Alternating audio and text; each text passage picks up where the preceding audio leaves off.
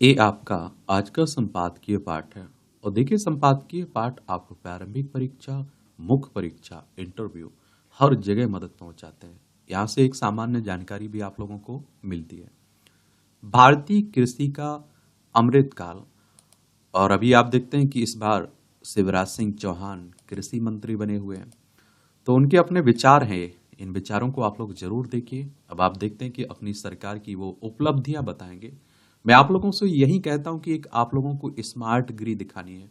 अब आप देखिए, कांग्रेस का नेता अगर खेती किसानी पर, किसानों पर कुछ लिख रहा होगा तो इस सरकार की कमियां बताएगा। और जब सत्ता पक्ष का कोई नेता लिख रहा होगा तो अपनी सरकार की अच्छाइयां बताएगा। तो देखिए, यहाँ आप लोगों को पॉजिटिव पॉइंट मिल गए और नेगेटिव पॉइंट मिल गए, और एक अपना व्यू बना लिया करिएगा। और खेती किसानी को आप लोग समझते हैं ना, तो क्या क्या समस्याएं हैं, उनका किस तरह से समाधान हो सकता है। मुझे लगता है कि आप लोग बेहतर लिख सकते हैं इस पर, चाहे वो आंसर लिखने के लिए कहा जाए या फिर निबंध लिखने के लिए कहा जाए। कृषि विकास और किसान कल्याण हमारी सर्वोच्च प्राथमिकता है। अन्न के माध्यम से हमारे जीवन संचालन की सूत्रधार अन्नदाता के जीवन में सुख समृद्धि लाना हमारा संकल्प है। इस संकल्प की पूर्ति के लिए हम हर संभव प्रयास करेंगे। किसान की आय बढ़ाने के लिए हमने 6 सूत्रीय रणनीति बनाई। उत्पादन बढ़ाना, खेती की लागत घटाना, उत्पादन के ठीक दाम दिलाना, और आप देखिए प्राकृतिक आपदा में राहत की उचित राशि दिलाना। कृषि का विविधीकरण तथा प्राकृतिक खेती को बढ़ावा देना इसके अहम पहलू हैं। और आप देखिए, उत्पादन बढ़ाने और लागत घटाने के लिए सबसे जरूरी अच्छे बीज, और जो कम पानी और विपरीत मौसम में भी बेहतर उत्पादन के में सक्षम हो सके। और ऐसे बीजों की 109 किस्मों को प्रधानमंत्री नरेंद्र मोदी जी ने राष्ट्र और किसानों को समर्पित कर दिया है। बीते 10 वर्षों में कृषि परिदृश्य तेजी से बदला है। ग्लोबल वार्मिंग तथा पर्यावरण असंतुलन जैसी समस्याओं के बीच उत्पादकता बढ़ाने की चुनौती खड़ी हो गई है। इस चुनौती से निपटने के लिए अगले 5 वर्षों में हमारे लक्ष्य जलवायु अनुकूल फसलों की 1500 नई किस्में तैयार करने का है। वर्तमान में विज्ञान से ही किसानों का कल्याण संभव है। मुझे अपने कृषि विज्ञानियों पर गर्व है जो जलवायु अनुकूल किस्में तैयार कर रहे हैं, और कृषि में किए जा रहे नवाचारों से कृषि एवं किसान कल्याण सुनिश्चित होगा। और किसान होने के नाते मैं भली भांति समझता हूं कि बढ़िया उत्पादन के लिए अच्छे बीज कितने आवश्यक हैं। अगर बीज उन्नत और मिट्टी एवं मौसम की प्रकृति के अनुकूल होंगे तो उत्पादन में अभूतपूर्व वृद्धि होगी। और मोदी जी ने यह समझा और व्यापक आप देखते हैं कि विजन के साथ इस दिशा में कार्य करने के लिए मार्गदर्शित किया भी है। और विविधता भारतीय कृषि की विशेषता है। यहाँ कुछ दूरी के अंतराल पर ही खेती का मिजाज बदल जाता है। जैसे मैदानी खेती अलग है तो पहाड़ों की आप देखते हैं कि खेती अलग है। इन सभी भिन्नताओं और विविधताओं को ध्यान में रखते हुए फसलों की 109 नई किस्में जारी की गई हैं। इनमें आप देखें खेती की 69 किस्में और बागवानी की 40 किस्में राष्ट्र को समर्पित कर दी गई हैं। भारत को ग्लोबल न्यूट्रिशन हब बनाने और श्री अन्न को प्रोत्साहित करने के लिए मोदी सरकार पूरी तरह संकल्पबद्ध है। और हमारा संकल्प किसान के परिश्रम का उचित मूल्यांकन हो और उन्हें फसलों का उचित दाम मिले।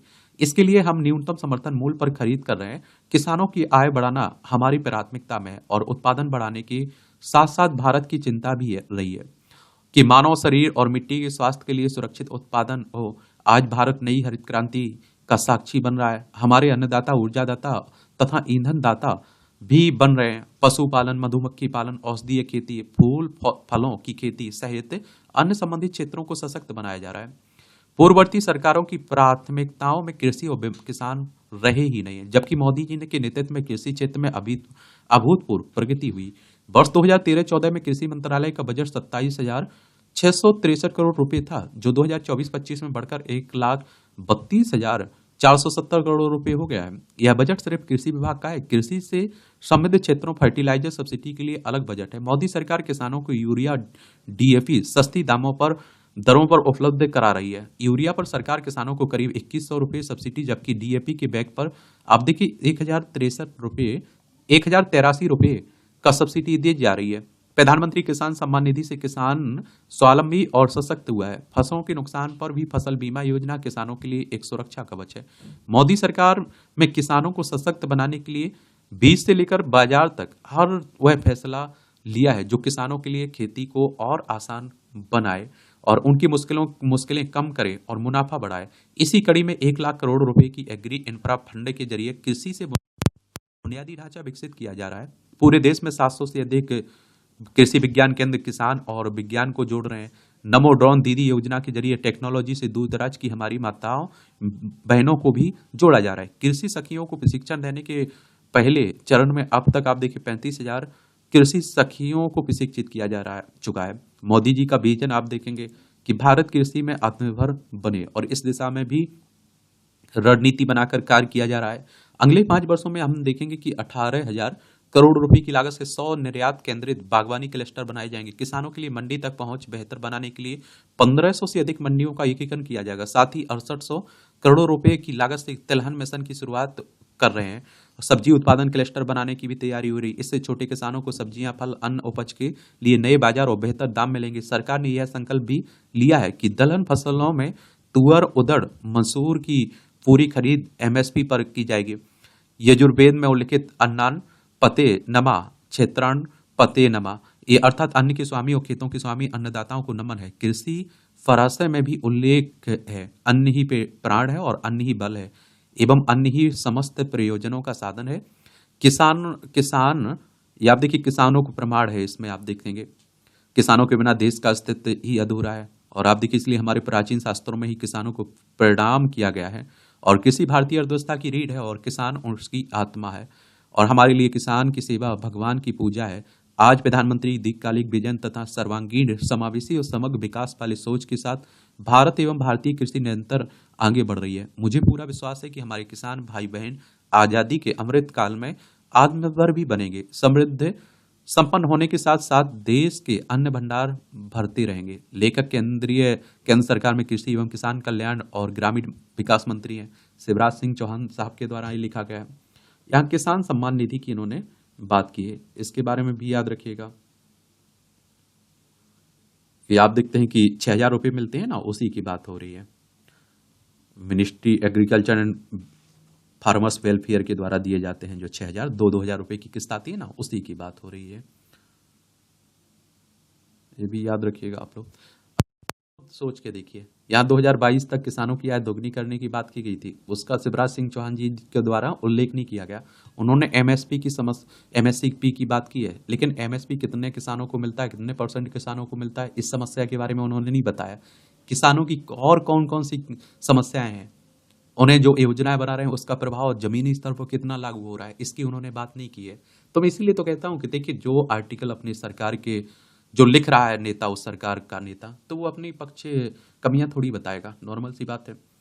तो आप देखिए 1 फरवरी 2019 से ये आई थी सम्मान निधि, किसान सम्मान निधि, तो ये जरूर याद रखिएगा।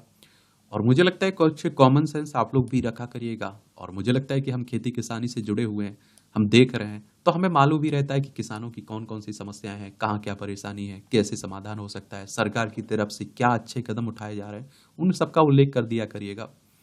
360 डिग्री पर घुमा हुआ आपका आंसर और निबंध होना चाहिए, यानी कि हर पक्ष को आपको छूना है। जमीन पर उतरती नई शिक्षा नीति जो राष्ट्रीय 2020 आई ना, उसी की बात हो रही है।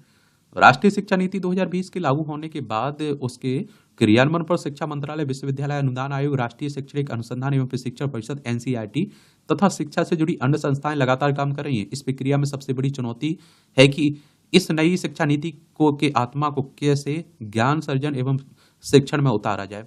हमें समझना होगा कि नई शिक्षा नीति मात्र एक ढांचागत परिवर्तन ही नहीं, बल्कि यह ज्ञान के निर्माण की एक सतत प्रक्रिया है। यह भारतीय शिक्षा व्यवस्था में आधारभूत परिवर्तन को आगे बढ़ाने वाली नीति है। नई शिक्षा नीति का पूर्ण क्रियान्वयन तभी संभव हो पाएगा जब इस पर आधारित नई पाठ्यपुस्तकें जल्दी से जल्द तैयार हो जाएं।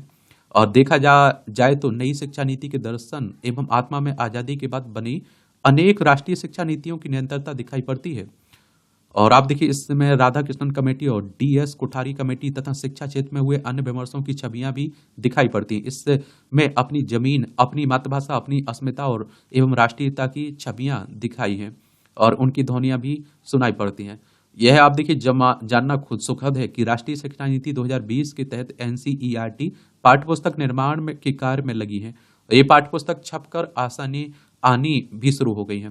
अभी हाल ही में कक्षा 6 के विद्यार्थियों के लिए एनसीईआरटी द्वारा विकसित एक विकासित पुस्तक exploring society India and beyond देखने को मिली है, और इसका हिंदी संस्करण भी शायद कुछ दिनों में आ जाए। यह पाठ्य पुस्तक बहुत रचनात्मक ढंग से छात्रों में विश्लेषणात्मक, वर्णनात्मक एवं वित्तांत क्षमता विकसित करने वाली है।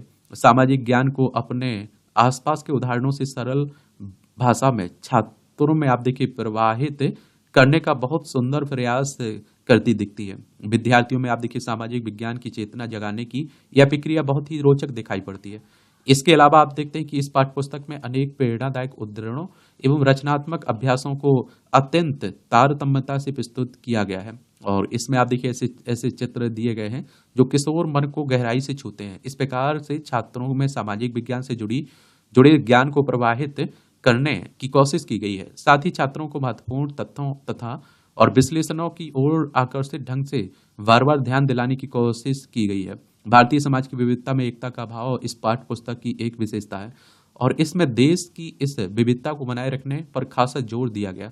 इस पाठ्य पुस्तक में शुरू से अंत तक सभी अध्यायों में संवाद के जरिए ज्ञान प्रवाहित करने की रचनात्मक कोशिशें दिखाई पड़ती हैं। भारतीय संस्कृति एवं ज्ञान परंपरा को भी अत्यंत निरपेक्ष एवं ज्ञानपरक ढंग से इस पाठ्य पुस्तक में प्रस्तुत किया गया है।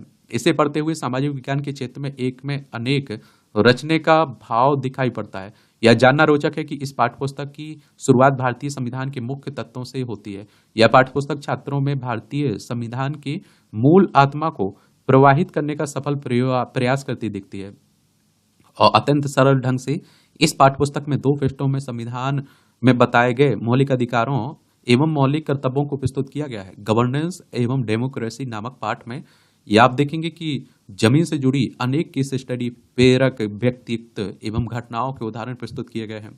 इन उदाहरणों की से यह बताने की कोशिश की गई है कि किस प्रकार भारत में पंचायती राज की व्यवस्था ने हाथियों पर बसे अनेक समूहों में भी नेतृत्व विकसित करने में बड़ी भूमिका निभाई है, और इससे आजादी के बाद अनेक आदिवासी एवं सीमांत समूह, पिछड़े, अत्यंत पिछड़ों, ट्रांसजेंडर एवं सामाजिक परिवर्तन में लगे तमाम प्रेरक व्यक्तियों का एक बड़ा नेतृत्वकारी वर्ग विकसित हुआ है। इस पाठ्यपुस्तक में परिवार एवं समुदाय पर भी एक अत्यंत उपयोगी पाठ दिया गया, जिसमें बहुत ही सरलता एवं ग्राहकपरकता के साथ भारतीय परिवार व्यवस्था को सहजता पूर्वक समझाया गया। उम्मीद है कि इससे छात्रों में अपने परिवार एवं आसपास के समुदायों के साथ आत्मिक एवं ज्ञानात्मक संबंध विकसित हो पाएगा। इस पाठ्यपुस्तक की शुरुआत में विद्यालयों के नाम एक छोटा पत्र लिखा गया, और जिसमें एक पाठ्यपुस्तक को कैसे पढ़ें, इसे कैसे समझें, इसके बारे में काफी सरल ढंग से बताया गया। जाहिर है कि यह एक नवोन्वेषी प्रयास है, और जिससे छात्रों को इस पाठ्यपुस्तक से निर्मित होने वाले ज्ञान की संरचना एवं उसका ढंग आसानी से समझ में आ सकता है। यह एक प्रकार से एक मास्टर की तरह है, जिससे यह पुस्तक छात्रों एवं शिक्षकों के लिए खुलती जाती है, और इसके अंत में एक QR कोड भी दिया गया है, जिससे छात्र सामाजिक विज्ञान से जुड़े अत्यंत रोचक ज्ञानपरक वीडियो, पहेली, खेल एवं कहानी देख पाएंगे। इन सब के कारण यह पाठ्यपुस्तक नए समय की पाठ्यपुस्तक के रूप में हमारे सामने आती है। यूं तो NCERT हमारे देश की स्कूली शिक्षा व्यवस्था में अपने बेहतर पाठ्यपुस्तक निर्माण के लिए हमेशा प्रशंसित होती रही है, किंतु राष्ट्रीय शिक्षा नीति 2020 के तहत पाठ्यपुस्तक निर्माण का उसका यह प्रयास बेहद सराहनीय है। हमारे शिक्षकों एवं विद्यार्थियों के लिए यह एक नया अनुभव बनकर सामने आया है। उम्मीद है कि इसका सबको लाभ मिलेगा। लेखक GV पंत सामाजिक विज्ञान संस्थान प्रयागराज के निदेशक हैं। इनका नाम है बद्री नारायण। इनके द्वारा यह आर्टिकल लिखा गया है, और आप लोगों से भी तो कहा जाता है कि आप लोग NCERT किताबें पढ़ा करिएगा। देखिए, ये किताबें जो है ना, बड़े भरोसे के साथ लिखी जाती हैं, रिसर्च करके लिखी जाती हैं। NCERT की 1 सितंबर 1961 में इसकी स्थापना हुई थी। नई दिल्ली में हेडक्वार्टर आपको देखने को मिल जाएगा, और बिना NCERT के कुछ नहीं होने वाला है। बाकी किताबें आपको बताती हैं, NCERT किताबें आपको समझाती हैं, बेस आपका मजबूत करती हैं। भक्ति और सुख। परम पुरुष का गुणगान करना कीर्तन है। संस्कृत में कीर्तन का मतलब है जोर से उच्चारण करना, जिससे ध्वनि दूसरों के कानों तक पहुंचे। वैसे परम पुरुष को कीर्तन की प्रतीक्षा नहीं रहती, फिर भी मनुष्य कीर्तन क्यों करता है? वास्तव में इसके पीछे का विज्ञान यह है कि मनुष्य स्थूल यानी भौतिक से सूक्ष्म यानी आध्यात्मिक जगत की ओर जाना चाहता है। पहले भी मनुष्य को गाना और नाचना पसंद था, हालांकि यह बहुत स्थूल था। धीरे धीरे लोगों ने गानों और नृत्य को परिष्कृत किया। भगवान शिव ने विभिन्न छंदों, राग रागनियों और तांडव नृत्य का आविष्कार किया। इसी तरह स्थूल से सूक्ष्मतर की ओर बढ़ने की इस प्रकृति को नंदन विज्ञान कहा जाता है। नंदन विज्ञान के माध्यम से मनुष्य ने सुंदरता और आनंद की अनुभूति की, और आप देखते हैं अंततः यह अवस्था मोहन विज्ञान में बदल जाती है, और इसमें व्यक्ति खुद मोहित हो जाता है वह स्वयं को भूल जाता है। कीर्तन भी इसी क्रिया का हिस्सा है, जहाँ व्यक्ति परम पुरुष को आनंद देने की कोशिश में स्वयं को भूल जाता है। कीर्तन ना केवल एक आध्यात्मिक अनुभव है, बल्कि मानसिक शांति और एकाग्रता हासिल करने का भी स्रोत है, और इससे व्यक्ति को आत्मिक संतोष और आनंद की प्राप्ति होती है। इसका प्रभाव मानसिक और शारीरिक स्वास्थ्य पर भी पड़ता है, क्योंकि कीर्तन के समय उच्चारित होने वाली ध्वनियां और गीतों की लय हमारी मानसिक स्थिति को शांत और स्थिर करती है। ध्वनि के माध्यम से उत्पन्न होने वाली तरंग इसकी गतिविधियों को प्रभावित करती है, और इस प्रकार एकाग्रता बढ़ाती है। कीर्तन के दौरान जो भावना उत्पन्न होती है वह हमें परम पुरुष के निकट ले जाती है और हमें शांति का अनुभव भी कराती है। कीर्तन के माध्यम से हम अपने जीवन के उच्चतम लक्ष्यों की प्राप्ति कर सकते हैं। इस प्रकार यह हमें आत्मिक प्रगति की ओर ले जाता है। बड़ा इंटरेस्टिंग कॉलम लिखा जाता है, देख लिया करिएगा। ये आप देखिए, ओलंपिक में भारत, ओलंपिक खत्म हो चुके हैं, हर 4 साल में होते हैं ना। पेरिस ओलंपिक के समापन के पहले ही भारत का सफर खत्म हो चुका था। इस बार भारत एक रजत पदक समेत कुल 6 पदक ही हासिल कर सका। इस प्रदर्शन को उत्साहजनक नहीं कहा जा सकता है, क्योंकि भारत तमाम तैयारियों के बावजूद पिछले प्रदर्शन को भी नहीं दोहरा सका, और इससे यही रेखांकित होता है कि भारत को खेलों में बड़ी शक्ति बनने के लिए अभी लंबा सफर तय करना है। पदक तालिका में भारत का स्थान पहले 50 देशों में भी नहीं है। सबसे बड़ी आबादी वाले देश का पदक तालिका में इतने पीछे रहना ठीक नहीं है। इस बार कुछ ही खेलों में भारतीय खिलाड़ी बेहतर प्रदर्शन कर पाए। इनमें सर्वोपरि रहे नीरज चोपड़ा, जिन्होंने पिछली बार स्वर्ण पदक जीतकर करिश्मा किया था। इस बार उन्हें रजत से संतोष करना पड़ा। इसके बाद ही वह भारत के सर्वश्रेष्ठ खिलाड़ी के रूप में अपनी छाप छोड़ने में सफल रहे। शूटिंग में मनु भाकर ने भी चमत्कृत करने का प्रदर्शन किया। उन्होंने व्यक्तिगत स्पर्धा के साथ युगल प्रतिस्पर्धा में भी सरबजोत सिंह के साथ कांस्य पदक जीता है।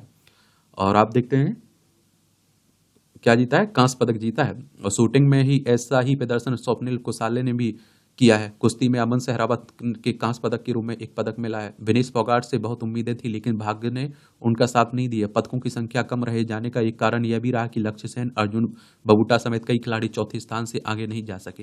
हॉकी टीम की ओर से लगातार दूसरा कांस्य पदक हासिल करना एक बड़ी उपलब्धि है। यह उपलब्धि यही बताती है कि भारतीय हॉकी अपने स्वर्णिम दिनों की ओर लौट रही है। और आप देखिए, ओलंपिक में समापन के साथ ही हमारी नीति नियंताओं, खेल संगठनों, खेल प्रशासकों, स्वयं खिलाड़ियों को इस पर आत्ममंथन करना चाहिए। भारत ओलंपिक में इतना क्यों पीछे है? यह तो साफ है कि अपने देश में वैसी खेल संस्कृति विकसित नहीं हो सकी जैसी अब तक हो जानी चाहिए था। ये लाइन याद रखिएगा। जो आप देखते हैं कि चाइना में मूलभूत जरूरतें होती हैं वो आसानी से उपलब्ध होती हैं, वहाँ आप देखते हैं स्कूल से ही शुरू कर दिया जाता है। और हमारे यहाँ देखिए, उसका खिलाड़ी का आप देखते हैं कि मालूम ही नहीं चलता है पहले क्या था। जब वो कहीं पटल पर, आप राष्ट्रीय पटल पर दिखने लगता है तो सरकार पैसों की बरसात करने लगती है। जब उन्हें हकीकत में जरूरत रहती है तब खर्च नहीं किया जाता है उन पर।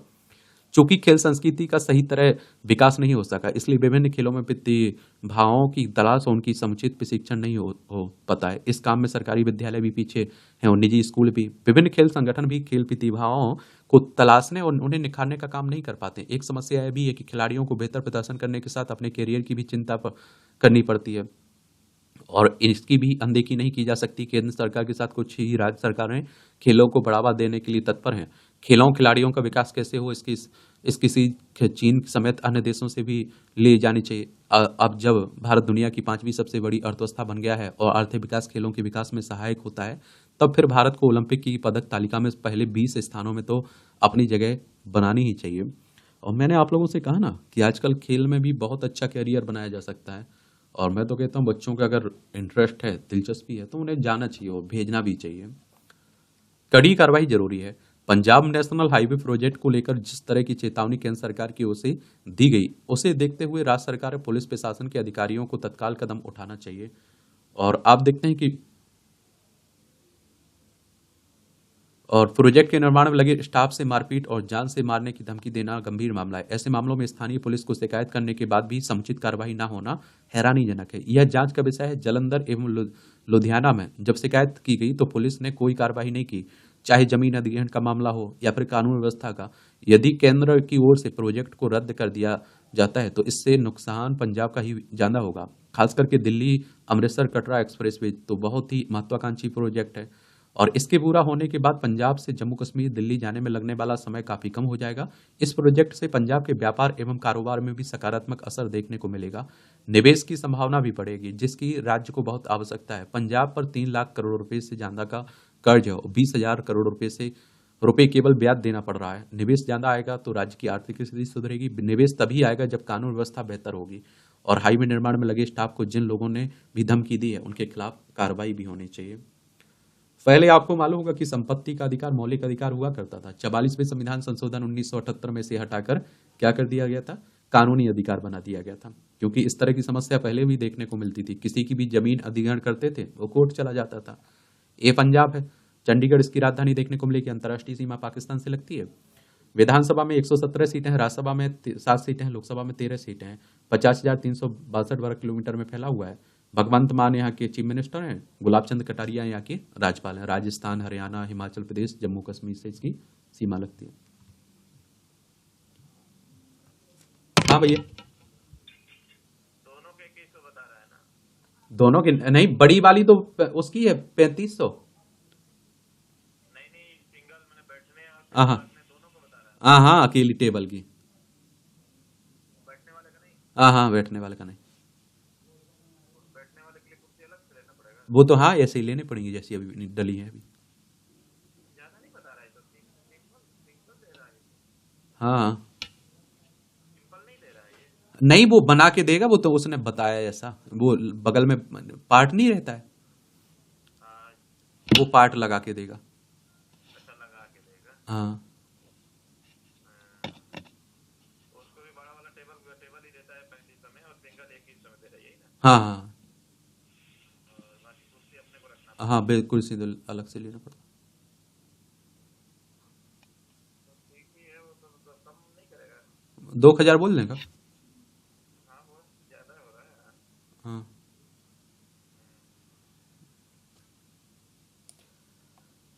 देख रहे हो कितनी, इसीलिए कई बार परेशानी हो जाती है। वो लाइब्रेरी में और टेबल बढ़वाने के लिए बोला जा रहा है ना, तो उसकी मुझे लगा आपकी रिकॉर्डिंग बंद हो गई, लेकिन रिकॉर्डिंग चालू थी। चलिए, कौन सी प्राइवेसी है, मैंने तो पहले भी बोला ना, हम आप सब परिवार हैं, तो प्राइवेसी कहाँ बचती है परिवार में। धैर्य के साथ लक्ष्य साधे साधे युवा, तो आस्था का भाव धैर्य की सौगात देता है। धीरता का गुण जीवन के हर लक्ष्य साधना आसान बनाता है और अपने लक्ष्यों को पाने के मार्ग पर बिना रुके थके आगे बढ़ते रहने का यह व्यवहारिक स्वभाव है। यह इंसान के मनोविज्ञान को बल देने वाली बात है। हाल ही में पेरिस ओलंपिक में ऐतिहासिक प्रदर्शन करने वाली भारत की डबल मेडल विजेता निशानेबाज मनु भाकर ने जीत के बाद गीता की चर्चा की है। मनु भाकर ने कहा कि मैंने बहुत बार गीता पढ़ी है, मेरे दिमाग में यही चल रहा है था कि बस वही करो जो तुम्हें करना है। और ध्यातब्द हो कि मनु भाकर के हिस्से बहुत सी मुश्किलें आई हैं। टोक्यो ओलंपिक में पिस्टल में खराबी आने से वह पदक पाने में से चूक गई थी। नतीजतन लंबे समय तक अवसाद के दौर से गुजरी। इन परिस्थितियों में मनु ने गीता पढ़कर कर्मशील रहने की सीख ली है। मन को सही दिशा देते हुए अपने लक्ष्य पर ध्यान केंद्रित करने में सफलता पाई है। पेरिस पदक जीतने के बाद मनु ने कहा कि मेरे दिमाग में गीता के श्लोक चल रहे हैं। मैंने कर्म पर फोकस किया और फल की चिंता नहीं की। मेरे दिमाग में चल रहा था कि वह करो जो आप कर सकते हो और मैंने वही किया। जीवन में पीड़ादायी दौर में अवसाद, आत्महत्या, आपराधिक गतिविधियों के घेरे में आने वाली युवा पीढ़ी के लिए यह विचारणीय बात है। असल में कर्मशील रहने वाले लोग कामयाबी तो पाते ही हैं और उतार चढ़ाव को झेलने की शक्ति भी जुटा लेते हैं। देश की युवा पीढ़ी, युवा खिलाड़ी की प्रतिबद्धता और सकारात्मक सोच दोनों ही युवाओं के लिए प्रेरणादायी है। युवाओं को समझाती है कि मन की शक्ति से बढ़कर कुछ नहीं है। इस बल को पाने के लिए मन जीवन का एक सकारात्मक आधार सुनना चाहिए। या आपका परिवार, अध्यात्म, योग या फिर आशावादी सोच कुछ भी हो सकता है। दरअसल अंतर मन की शक्ति को साधने के लिए अपने भीतर विश्वास की मजबूत नींव बनानी बेहद जरूरी है।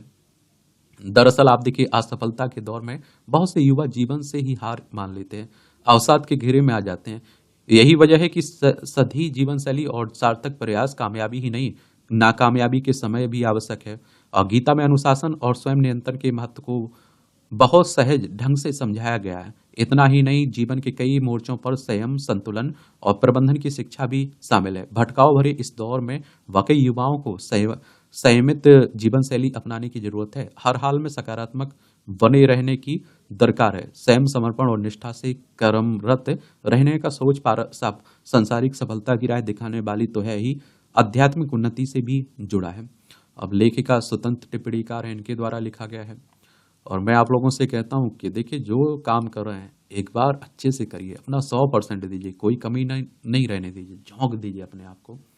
या आप देखिए टिप्पणियाँ रहती हैं, टिप्पणियाँ इसका पीडीएफ एजुकेशन सर्कल प्लेटफॉर्म है ना टेलीग्राम पर, वहाँ डाल देता हूँ, तो आप लोग जाकर जरूर पढ़ा करिएगा। ठीक है। ये आप देखते हैं कि बांग्लादेश के संदर्भ में लिखा जा रहा है, बांग्लादेश में सनातन संस्कृति की रक्षा। ये आप देखिए कि बांग्लादेश है, पश्चिम बंगाल, असम, मेघालय, त्रिपुरा, मिजोरम, 5 राज्यों की सीमा लगती है। 1971 तक ये पाकिस्तान का हिस्सा हुआ करता था। 1971 में आज़ाद हुआ था। भारत का बड़ा योगदान भी रहा इसकी आज़ादी में। ये बीते सप्ताह बांग्लादेश में तख्ता पलट के पश्चात मोहम्मद यूनुस के नेतृत्व में अंतरिम सरकार का गठन हो चुका है। इस बीच वहां हिंदुओं पर अत्याचार किए गए हैं और जिनका सिलसिला थमने का नाम नहीं ले रहा है। ऐसे में बांग्लादेश हिंदू इन दिनों सड़कों पर हैं। चटगांव से लेकर राजधानी ढाका तक प्रदर्शनों का दौर जारी है। वहां की अंतरिम सरकार के सामने अपने जान माल और हितों की रक्षा के लिए इन्होंने अपनी मांग रखी है।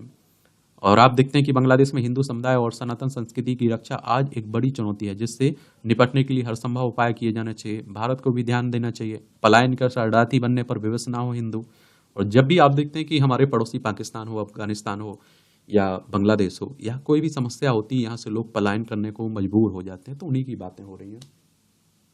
बांग्लादेश पर हम लोग बहुत बातें कर चुके हैं, फिर भी आप लोगों को पढ़ना है तो पढ़ सकते हैं आप लोग। कोई नया अपडेट होगा उस पर जरूर हम लोग बात करेंगे। और इसकी पीडीएफ आपको एजुकेशन सर्कल प्लेटफॉर्म पर डाल देता हूँ ना, तो जो आपको लगता है कि आपको पढ़ना है आर्टिकल, उसे आप लोग पढ़ सकते हैं। एक आर्टिकल एडिटोरियल जनसत्ता का अच्छा लिखा जाता है, आपके एग्जाम की डिमांड उसी लेवल का लिखा जाता है। आर्थिक विकास पर अनुत्तरित प्रश्न। तो देश 2047 में आजादी की 100वीं वर्षगांठ मनाने की ओर बढ़ रहा है और पिछले दिनों जब नए माहौल में एक नई आर्थिक विकास यात्रा वादों के साथ निर्माण यात्रा शुरू हुई, तो उसकी घोषणाओं में बहुत सी ऐसी अधूरी बातें रह गई जिनका आप देखते हैं और जिनका समाधान इतने दशक में भी नहीं मिल पाया। सरकार की नई पारी की शुरुआत करते हुए घोषणा की गई कि देश में एक अखिल भारतीय सहकारी अभियान चलाया जाएगा और जिसमें कतार के हर आखिरी आदमी को भाग लेने का पूरा मौका मिलेगा। क्या होगा? मौका मिलेगा। और बेशक सहकारिता की बातें बहुत वर्षों से सुनते आ रहे हैं। इसके नाम पर प्राथमिक सहकारी सोसाइटियों से लेकर केंद्रीय सहकारी बैंक भी बने, लेकिन नतीजा उल्लेखनीय नहीं रहा। अब उम्मीद की जा रही थी कि सहकारिता का एक नया माहौल होगा, तो फिर भ्रष्टाचार और सहकारिता योजना के अधूरीपन के सत्र शामिल आने लगे। पंजाब के विभिन्न इलाकों में सरकारी मिल्क प्लांट खूब कोलाहल के साथ शुरू किए गए थे। वे अब करोड़ों रुपए के घाटे में क्यों चल रहे हैं? देश भर में नए आंदोलन के नाम पर सहकारी बैंकों की जो इकाइयां सामने आई, पिछले दिनों वह लेन देन बंद हो गया है, क्योंकि उपकरण ही सही नहीं थे, सर्वर काम नहीं कर रहा था, हिसाब किताब पूरा नहीं था। मिश्र दरता की घोषणा के साथ हमने अपने संविधान में आर्थिक प्रगति की सौगंध खाई थी। वादा था कि निजी और सार्वजनिक क्षेत्र में संतुलन बनाया जाएगा। निजी क्षेत्र जहां आर्थिक तरक्की की ओर देखेगा, वहीं सार्वजनिक क्षेत्र जन कल्याण की परवाह करेगा, क्योंकि उसके सामने हर निवेश में लाभ कमाने की प्रवृत्ति नहीं होगी। हमने तरक्की के पायदान तो कई चढ़ लिए और 5वीं अर्थव्यवस्था आर्थिक महाशक्ति से 2-3 वर्षों में दुनिया की तीसरी बड़ी आर्थिक शक्ति भी बनने जा रहे हैं। लेकिन इसका पूरा भरोसा निजी क्षेत्र के योगदान पर ही क्यों किया जा रहा है और सार्वजनिक क्षेत्र उपेक्षित हो रहा है? क्योंकि उसमें नौकरशाही और लाल फीताशाही के बोलबाले पर पूरा नियंत्रण नहीं हो पाया। भ्रष्टाचार को शून्य स्तर पर लाने की बात छोड़िए, यहाँ सब चलता है कि संस्कृति हावी होने लगी है। और इधर संसद में नए आम बजट पर सत्ता पक्ष और विपक्ष से ठोस विचार विमर्श की उम्मीद की जा रही थी, ताकि नई शासन पारी का नया वर्ष एक सार्थक शुरुआत बन सके, मगर इस पर राजनीति हावी होने लगी। आर्थिक समस्याओं पर चिंतन की जगह जातिवाद पर टीटका टिप्पणियों ने पूरे संवाद का मिजाज बिगाड़ दिया। कुछ सवाल थे जो पूछने चाहिए थे, देश के करदाताओं से लेकर देश के विचारवान आर्थिक चिंतकों तक इन प्रश्नों के जवाब तलाश करने चाहिए। पहला सवाल तो यह होना चाहिए कि हम जय जवान जय किसान के साथ यह अनुसंधान का नारा लगाते हैं, लेकिन इस अनुसंधान पर पर्याप्त खर्च का प्रावधान कहाँ है? हमारे कृषि प्रधान देश में आज भी आधे से थोड़े कम जनसंख्या खेतीबाड़ी में लगी हुई है, लेकिन उसका योगदान सकल घरेलू आय में केवल 15% क्यों है?